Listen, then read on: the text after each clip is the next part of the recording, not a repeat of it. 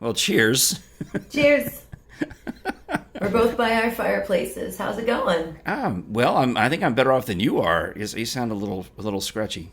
I'm a little scratchy. It's been 1 week.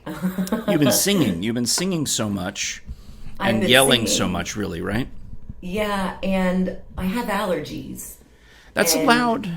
yeah, and I'm on the Flonase, and the Bradford pears are raining down their putrid stink upon the Do you land. remember last time we saw each other? We were in the car and we got caught in what felt like a snowstorm of Bradford pears. Yeah, and that was when I don't know where we were. Oh, we were coming back from our Salt and Pepper Shaker Museum adventure. We're probably on our way too, because when we came back, it was dark. Okay, good point.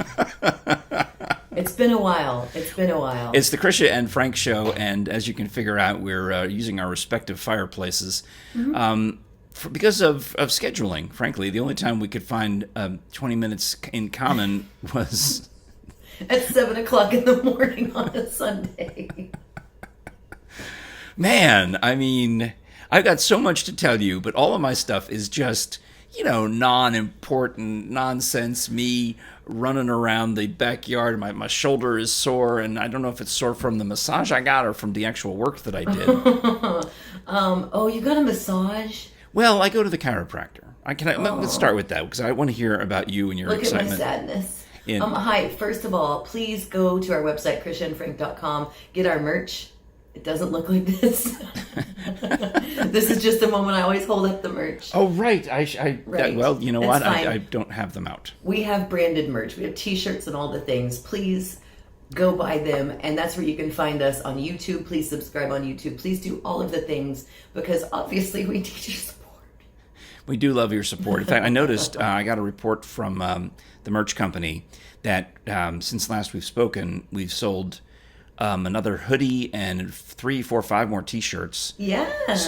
that means that whoever it is you bought, which of you who bought them, thank you. We appreciate you. Yes, we certainly Excited, do. excited about having you and your support with the Krisha and Frank show. So you've So been doing lawn work. yeah, if you can call it lawn work, I mean the part of the lawn that I think needs the most work is kind of the area where Steve and the gang had kind of just plowed and scraped away all and knocked down all of the weeds and nonsense. But as I'm out there, there's these roots that are in the ground, and I'm trying to, as usual, mess with my figs. It's all fig. Everything comes back. It's go figure. No, Yes, it's figs. everything comes back to my vanity and my figness. And So, your lemon, your orange tree, baby peach tree, baby peach baby tree. peach tree, the one that I watered with personal With your own lemonade, that's what pee-pee. you're thinking of, Right. has blossomed. Oh, yay. We have little pink peach blossoms on it, and it's a twig. It still looks like a twig. It looks the same basically as when we buried it and planted it last year, but Yeah. it's got these little peach blossoms on it. I don't know if it's big enough to actually grow a peach yet, but this is part of the process. The birds and the butterflies and the bees now will take my peach tree, and neighbor Nancy has the same kind just a few yards away, and it also has pink blossoms. So They're maybe, little peach twins. yeah, maybe some fruit magic can happen over there. But But it's mostly about the figs. it's mostly about the figs because I have multiple figs around the yard, and there's some that just this two in particular that have underproduced. They have never grown the way I thought they would. So, Right. Which ones are those? well, in the front of the house, there's the one that's closest to the front door, and it just doesn't get as much sunlight as the others. Right. So Not I the have an one in the idea. driveway that I park under. Yeah, I mean, That not thing's a mammoth. that. Yeah, it's the furthest from that. As you know, when in the front of the house, there's 4, and they all Right. come off. There's the big fig, which is 8 years old, and then the 3 smaller ones that are all from cuttings. Yeah. Well, one of the oldest of those cuttings hasn't gone anywhere. It's gotten old. It's just gotten maybe half height. It doesn't get big Right. like the others. So I dug it up. Well, first I dug a hole. I dug a hole in the back of the house, almost on the exact opposite side, diagonally across the house. If you can imagine, it was on the front corner by the front porch. Now Right. it is on the back corner below the kitchen window. Well, because every day, we talk every day, and every day that we've talked for like the last week and a half, you've been like, well, I did some lawn work today. I did some yard work today. Yeah. Oh, and I am sore. I have gone out there and I have sweat and sweat and sweat. And ultimately, we're getting to the point where I had to take 3 showers on Friday. And I'll tell you, so I decide that I'm going to transplant that little fig to a hole over here, and that goes fairly well. It went fairly uneventfully, except that I accidentally broke a hole in the wheelbarrow. Oh, well. I dropped the shovel into the back of the wheelbarrow, and it right through the plastic. Then I decide that there's a Celeste fig that used to be inside the fence, and now is not inside the fence, and it should. Got a new fence. Right, because we redesigned the fence, and this fig has been now, without doing anything, it's moved itself from inside to outside. And it should get more sun. But it's in the middle of this minefield. Remember I made fun of a neighbor for having the World War I yard? Well, now I have the World War I yard out back with these vines sticking up and these holes and this. It's a mess. Yeah. You got Saving Private Ryan happening in your backyard. Yeah, I'm trying to figure out what I'm going to do over there. So I've been out there digging, and that's where I've gotten sore, is I'm digging, trying to get these roots and these vines and these weed plants out. You know, these, I don't know whether they're honeysuckle or they're, Nancy calls them privet hedge or something like this. All these just weeds that are very huge root systems, and they're just, that's where I've gotten most of the soreness. And in all of this, I decide I'm going to take Celeste and move it. Oh, you've committed now. Yeah, so that up against the new fence, because that way fig should be protected from mowing, right? Right, because if somebody randomly comes through with a mower, which I want. Right, I'm in my mind, I'm thinking I need to get Steve or somebody back out here with that bulldozer and just Like destroy when I lived in Orlando, the guys that came and mowed the yard came and mowed down all, like, my actual, like, you could tell it was a garden, it was an herb garden, and it had little bricks around it, and they just drove right over it. It was all of my rosemary and mint and all my stuff. They just mowed it down. That's exactly what I'm thinking it would happen to this immature fig that's been there for years and years, but just never got enough sunlight to actually get big to tree-like. It's still just a little bushy twig. Yeah. So I moved. That's another one I've dug. And then I decide, it's going to rain. You know, the ground is going to be moist. I'm going to get up there, and I'm going to eventually, my plan today or tomorrow is to prune the big fig, like the branch that comes out right where you park. Right. I'm going to try to take that whole thing down and take all of the little pieces of it and bury them in the ground and maybe grow 5 new peach trees, 5 new fig trees, 5 new fig trees along the property line with Wayne. Now, you remember Wayne. Oh, Wayne, the backyard neighbor who you almost fell a tree on. Because he decided the day we were cutting trees back that way to come up and put yellow caution tape around his trees and bushes. Because he was Mrs. Kravitzing you. So I'm looking out the window myself, looking at where I've decided to start taking rocks and putting them along the property line. Not just to mark the property line, but as the mud that I'm creating will start to slide down the hill. Right. Because with the amount of rain that we've had in the last week, there's mud. Right. I'm trying to put a barrier there. So not only am I putting holes for fig trees along this path, I've put some rocks there as a backstop. Well, I look out there and I see the yellow, and I'm like, and it's right there on the property line. And I'm like, oh, uh-oh. He hung more? So I thought, from the bathroom window. So I start to get nervous. I'm like, oh no, is he mad about the rocks that I've put down? Is he mad about the holes that I'm digging? What have I done? So I go out there and I'm looking for the caution tape, and it turns out in my haste, it was forsythia bush that had flowered. And with the same exact yellow as the caution tape, and along the twig in the same perfect straight line from the bathroom window. I was convinced that he had put out more caution tape, but it was just forsythia flowers. Well, that's good. I'm glad that Wayne wasn't on the warpath. Now, I have to tell you then how we almost made a terrible mistake, but let me do that coming up in the second half. I have another story to tell you about next door neighbor Ted decides to cut down a tree that has been bothering me for a year and a half. One of his trees that bothers you? Yes. And he says, we'll cut it down someday. I'm like, okay. And then on Friday, the day I had to take 3 showers, he says, well, let's just do it now. And I'm like, what? I'm not ready. But where you can find beautiful, full-grown trees that you won't have to cut down, the Middleburg Barn, themiddleburgbarn.com. Oh, they are the best. Maureen has a whole beautifully landscaped horse farm where they have horse shows and things. And if you want to be in that rustic luxury, you can use not the stable and not the performance rink, but you would go into the Middleburg Barn, which has all of the beautiful Swarovski crystals and the ultraviolet radiation on the HVAC system. Really, all this stuff. Like the event space for any event that you want to have. Wedding reception, a wedding. And it was voted, top 10 in Wedding Wire last year? Yeah, Wedding Wire loves this place, as well they should. And a lot of opportunities to use this for whatever you want. And nestled into the Blue Ridge Mountains in the Hunt country of Virginia. I think they say it's fancy time. I think it's the most affluent county in the country, Loudoun County, Virginia. You can see all the pretty pictures at themiddleburgbarn.com. And you may even get to see the beautiful swans. Oh, yes. Ask for Fred and Ginger. I have to do my swan. If I were to call the Middleburg Barn and ask to speak to Fred or Ginger, hello, may I speak to Fred? Ginger, hello? Oh, Ginger, how are you? I'd like to rent the venue. And then they pass you off to Maureen. That's right. So if you do that, call 540-687-5255. Wee! I need to speak to the swan. Yeah. Oh, my gosh. Beautiful, beautiful venue. Well, I don't really have much to tell you because, I've been working like crazy. And it's been... it's spring break for a lot of people, and it's what was the term that I used that I told you is my most overused and the most overused word in the history of man in 2020, but it's unprecedented. Unprecedented.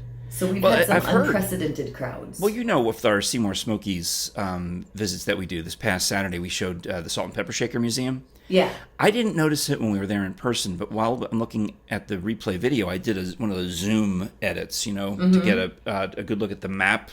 Right. That's when I noticed that the map was marked first half of 2021, and there's so many pins in it, but it's only the end of March. So that's just January. That's just 3 months. It's absolutely insane. And I emailed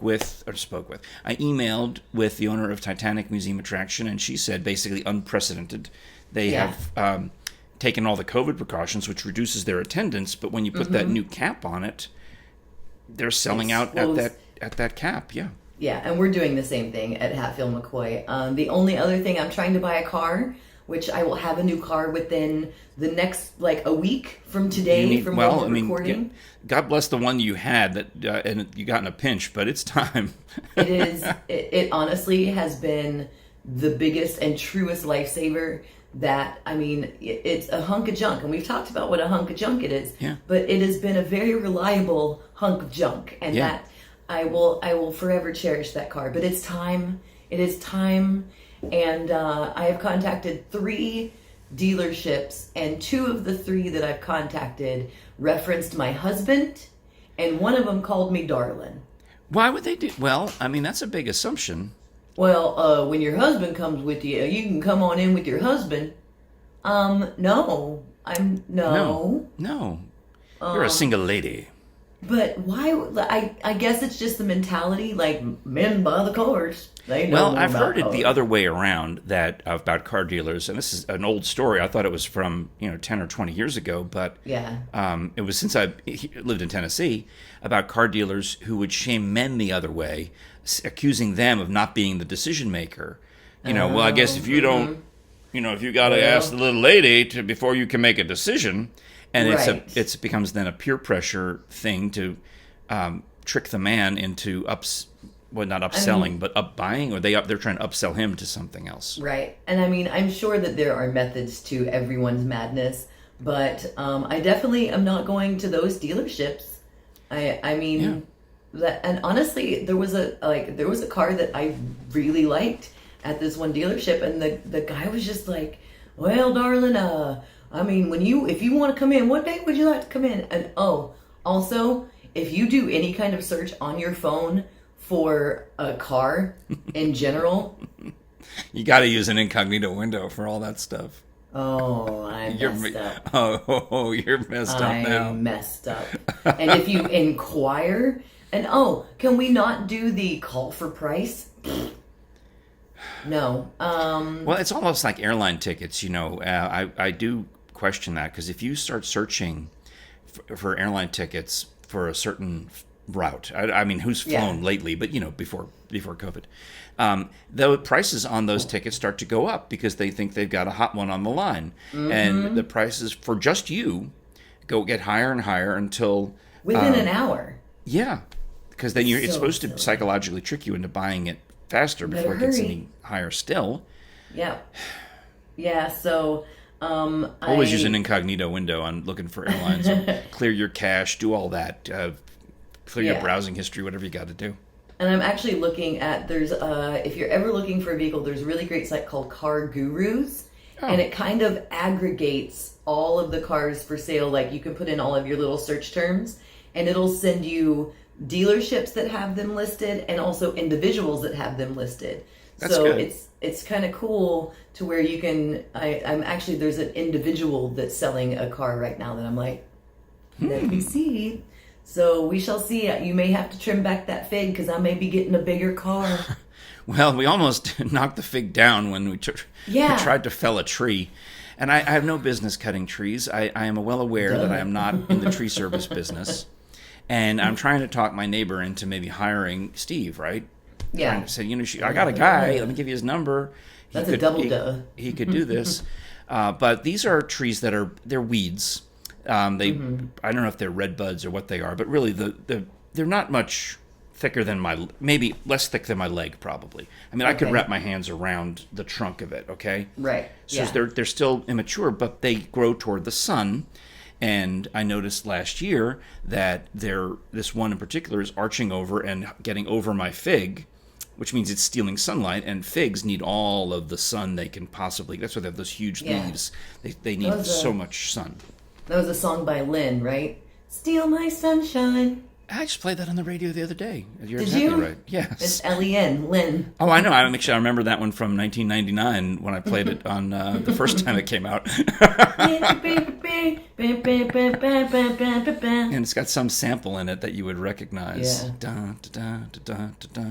Some disco song is sampled in it. Yeah. Well, anyway, all right. So next door neighbor, not Nancy on that side, but the guy Ted on the other side. He says, "Well, he's out there mowing the lawn. I'm saying we're having a conversation about the mail and about things." Yeah. And I just gestured to that tree. I said, "Yeah, maybe one of these days we'll get that tree out there. I've been doing so much yard work. In fact, I'd been out doing work."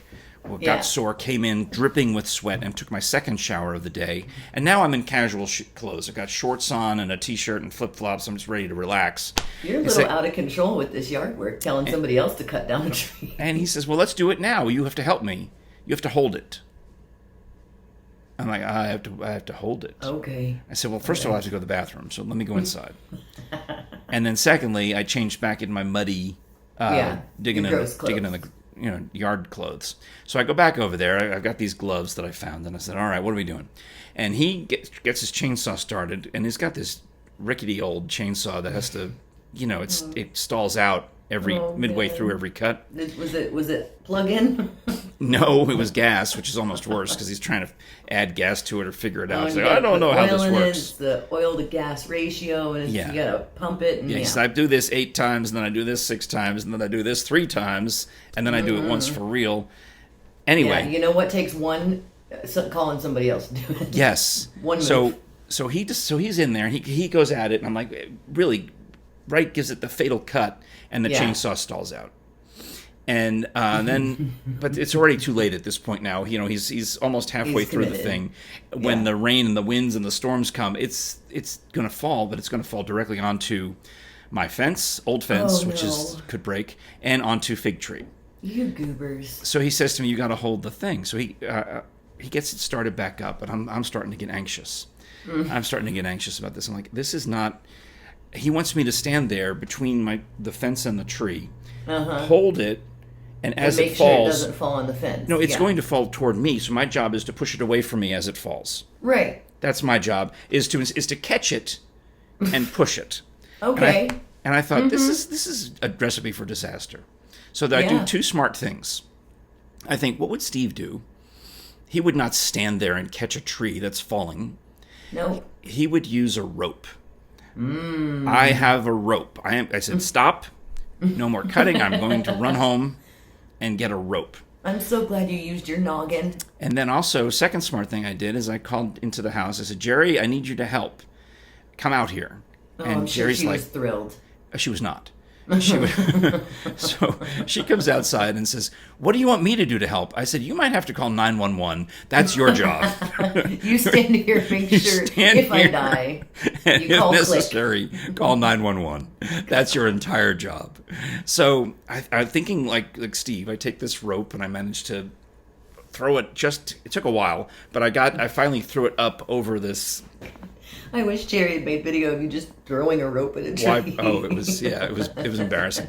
But finally, after enough times of practice, I got it just high enough, and I get it back down, and I make a circle around it, and I do the thing, and now, instead of catching the tree as it lands on me, I can go stand at the other end of the rope and pull the tree away from the fence and away from the fig tree, and ultimately that's what happens. So the bulk of the trunk lands in neighbor's yard. There was one branch that ended up getting hung up on the fence and on the fig tree, but it didn't hurt anything. It didn't break anything. We were able to. And I think, okay, well, that was great. Another day we'll have to get that other one. He goes, let's do it now. I'm like, no. Oh, my God. So he makes the fatal cut in the second one that has been bothering me. And at this point, we've put the rope away. Jerry's gone back inside. Yeah, you and your big mouth. So now what? Well, he starts cutting it, but it's not as dangerous to my property, but it falls and gets hung up on a limb of one of his trees. Right. And he tells me, go in the backyard and get the leather. The what? Because he's not, I should mention, he's not from here. He's got an accent that I have to figure out. And I go on his back porch, I'm looking around for the letter, and then I see the ladder. I'm like, he means the ladder. So yeah, bring the ladder, and I have to climb up on the ladder. And using my handsaw, saw off this limb that is on which the second tree is hung up. So when I saw off the limb, the tree falls, the limb falls. Do you understand when Steve watches this? He's going to be so mad at me. He is going to text you at 3:00 in the morning because he's going to be unable to sleep for what you have done. I know. And it wasn't even your trees. I know. I didn't want to be involved. I just wanted neighbor to pay the money.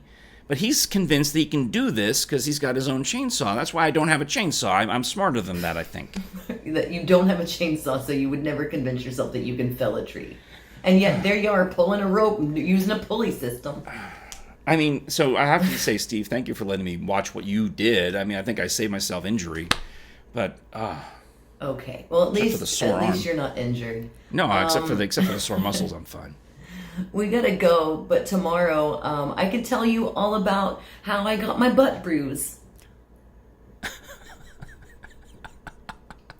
We are just the injuried couple here. I have a bruise that's about yay big. Here, about that big. Oh. On my right butt hip. Are you interested in a podcast where people talk about their personal injuries and failures? Well, you've come to the right place. It's the Krisha and Frank Show. We should get a personal injury attorney to sponsor us. That's a great idea. Yeah.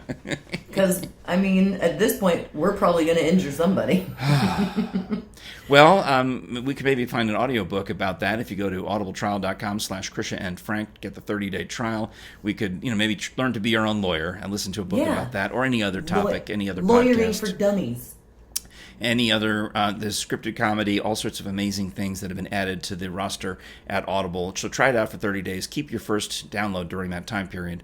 And then at the end of the 30 days, make your decision whether you're going to stay or go. But we're pretty sure that you'll want to stay, and use that URL, audibletrial.com/Krisha and Frank. Frank, I miss you.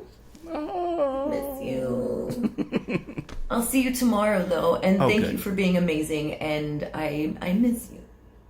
All right. Well, you break a leg. I know you've got more shows to go do today, so. I do. Yeah, you.